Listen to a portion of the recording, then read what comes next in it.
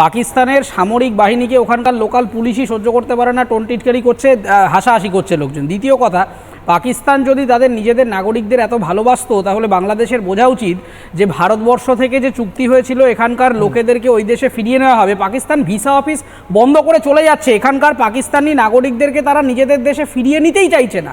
তাহলে যে রাষ্ট্র নিজের নাগরিকদেরকেই সম্মান করে না, নিজের নাগরিকদেরকে ফিরিয়ে নেওয়ার জন্য সামান্যতম উদ্যোগ নিচ্ছে না, যে যায় ভারতের ডিটেনশন ক্যাম্পে থাকলে থাকুক, তাহলে সেই রাষ্ট্রের জাতীয়তাবাদ নিয়ে জ্ঞান শোনা যায় না।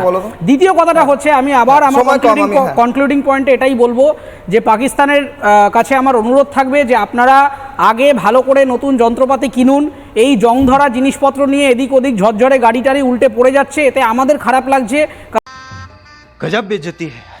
কারণ আপনাদের পাক সেনা জওয়ানরা আহত হচ্ছেন, আননেসেসারি আপনাদের এই কায়দাবাজি করতে গিয়ে আহত হচ্ছেন। আপনারা শান্তিতে থাকুন, সাবধানে থাকুন, ভারতের সাথে কোঅপারেট করুন।